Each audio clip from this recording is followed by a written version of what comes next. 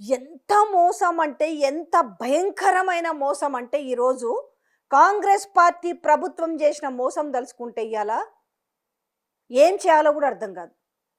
అంటే జనాలు ఏం చెప్పినా నమ్ముతారు అనే దాన్ని ఈరోజు ఎంత తేలిగ్గా ఇవాళ మోసం చేసి వదిలేసిరు అనేది ఇవాళ స్పష్టంగా అర్థమవుతుంది.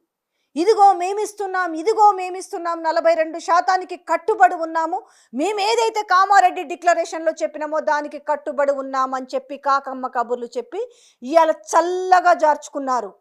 కనీసం గతంలో కేసీఆర్ ఇచ్చిన రిజర్వేషన్లను స్థాయి కూడా అందుకోలేకపోయిన పరిస్థితి ఈరోజు ఏం సమాధానం చెప్తారు? ఈరోజు యావత్ తెలంగాణ సమాజం ఈరోజు ఎదురు తిరగాల్సిన అవసరం ఉంది. ఈరోజు సర్పంచ్లుగా పోటీ చేస్తామనుకున్న వాళ్ళు వాళ్ళ ఊర్లలో కాలర్లు ఎగరేసుకొని తిరిగిండ్రు. ఎస్, మాకు కాంగ్రెస్ పార్టీ ప్రభుత్వం 42% రిజర్వేషన్ ఇస్తుందని చెప్పి వాళ్ళందరూ కూడా పోటీకి సిద్ధమయ్యారు. దసరాకు మంచి దావతులు చేసుకున్నారు, పైసలు ఖర్చు పెట్టుకున్నారు. ఇవాళ వాళ్ళ నోట్లో మట్టి కొట్టింది ఇవాళ రేవంత్ రెడ్డి ప్రభుత్వం అని చెప్తాను. ఏం దేనికి చేసిరా? అసలు టైంపాస్కు చేసిరా?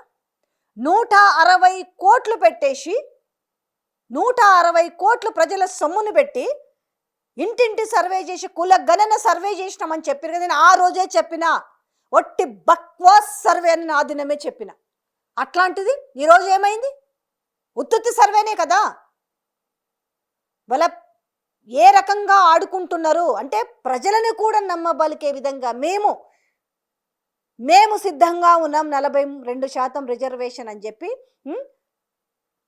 పెట్టాల్సిన టెక్నికల్ ఇష్యూస్లో పెట్టకుండా తప్పించుకొని ఈరోజు బహిరంగంగా రెడ్ హ్యాండెడ్గా దొరికిరు కదా. ఏంది ఇది?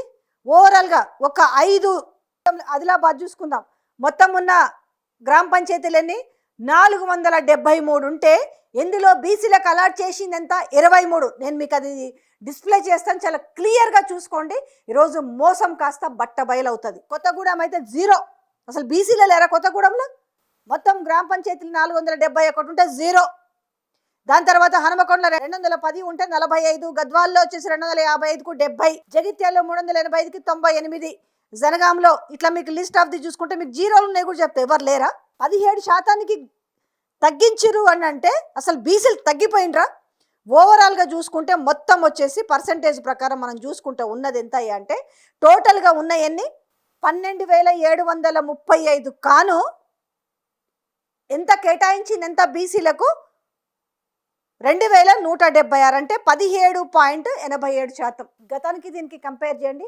ఓవరాల్గా 6% తగ్గింది. ఇంత అన్నాడు, అందుకే అంటారు ఇంత అన్నాడు అంతన్నాడే గంగరాజు అన్నట్టుగా వీళ్ళంతా గంగరాజులు అయిపోయారా? ఇప్పుడు ఇంత ఘోరంగా మోసం చేస్తారా?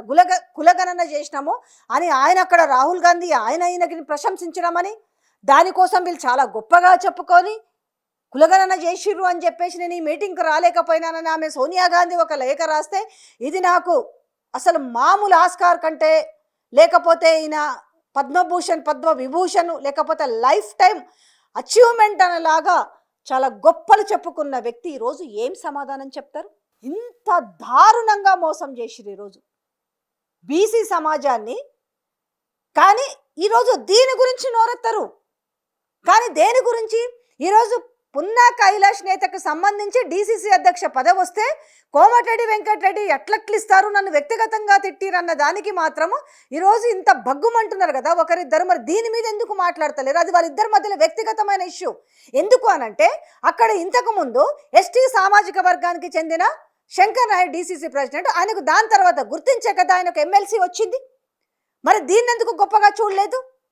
కొన్ని ఇద్దరిది ఇప్పుడు 2 చేతులు కలిస్తేనే చప్పట్లు అన్నట్టుగా ఇందులో ఎవరు తప్పింది కూడా చూసుకోవాలి. దట్ ఈరోజు కాంగ్రెస్ పార్టీలో ఉన్న ఒక 2 వ్యక్తుల సమస్యని ఈరోజు అది ఒక రాష్ట్ర వ్యాప్త సమస్యగా చర్చి మాట్లాడుతున్నారు.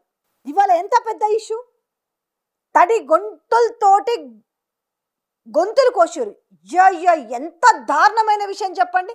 ఈరోజు సర్పంచ్గా పోటీ చేద్దామని ముందే పర్సలు ఖర్చు పెట్టుకొని దావతులు చేసి, ఎందుకంటే ఈ కాంగ్రెస్ పార్టీ ఇచ్చిన హామీ ఎట్లున్నది అయిపోయిందని చెప్పి వీళ్ళ అనుంగు పత్రికలలో పెద్ద పెద్ద అక్షరాలు పెట్టి టైటిల్స్ ఇచ్చేసినాం తెలంగాణలో. అసలు మేము తప్ప ఎవ్వడు చేయలే ఇంత ఘనకార్యమైనమని చెప్పి ఇవాళ పాపం వాళ్ళ నోట్ల మట్టి కొట్టిరు. ఈరోజు 42% బీసీ రిజర్వేషన్లు అని చెప్పి మోసం చేసిరు ఈరోజు. ఇవాళ తిరగబడాలి, యావత్ సమాజం తిరగబడాలి వీటి మీద. కానీ చిన్న చిన్న విషయాల మీద ఇద్దరి మధ్యలో వ్యక్తులకు సంబంధించిన విషయాన్ని ఈరోజు ఇదేదో మొత్తం తెలంగాణ సమస్యగా క్రియేట్ చేస్తారు. కానీ అసలు ఇది మోసము. బీసీలను ఎదగకుండా చేస్తున్నది ఇక్కడ. పార్టీలో ఎవరికిచ్చిండు, ఏం జరిగిందన్న చర్చ కంటే ఇక్కడ ఏం జరుగుతుంది? పాపం మరి పాలాభిషేకాలు చేసిన వాళ్ళు ఎంత అమ్ముడు పోయినరా? ఇవాళ మా వల్లనే ఈ బిల్లు పెట్టే పరిస్థితికి వచ్చేసింది అనేసి ఆమె కవిత కూడా మాట్లాడింది కదా, కల్వకుంట్ల కవిత. మరి ఇప్పుడు ఎందుకో నోరిప్పదు. జరిగిపోయిన బీసీ మంత్రుల, మాజీ మంత్రుల గురించి, బీసీ ఎమ్మెల్యేల గురించి మాట్లాడుతుంది. కానీ ఇది జరిగిన విషయం ఎందుకు ప్రస్తావించట్లేదు అసలు? ఇప్పుడు పుచ్చలు లేచిపోతే అని డాగులు వేస్తున్నామే, ఈరోజు ఎందుకు ఈ పరిస్థితి ఎందుకు వచ్చింది? గతం కంటే 6% ఎందుకు తగ్గింది అనే విషయాన్ని ఎందుకు మాట్లాడుతున్నా అంటే బీసీ సామాజిక వర్గానికి సంబంధించిన వ్యక్తులు తగ్గిపోయినరా? ఇవాళ కాంగ్రెస్ మాట ఇచ్చి తప్పింది కదా, దానిపైన కదా ఉద్యమం చేయాల్సింది. ఆ రోజు ఇది మా క్రెడిట్ అని అకౌంట్లో వేసుకున్నారు. అంటే క్రెడిట్ అంటే వాళ్ళు మోసం చేస్తున్న దాంట్లో మీ క్రెడిట్ ఉందని మీరు ఒప్పుకున్నారు ఇప్పుడు, అంతే కదా? అదే అర్థం చేసుకోవాలి ఇప్పుడు తెలంగాణ ప్రజలు. ఇంకా సో సమాజం, తెలంగాణ సమాజం కళ్ళు తెరవండి. ఇప్పుడేదో మేము సర్పంచ్ ఎలక్షన్స్ ఉన్నాయి కాబట్టి మేము పట్టు చీరలు లాంటి చీరలు ఇస్తున్నాము, అయిపోయి నిన్న వచ్చింది కదా కోడు. ఎంతమందికి చీరలు అందినాయి? కేవలం మహిళా సంఘాల గ్రూపులకి యూనిఫామ్ లాగా ఇచ్చారు.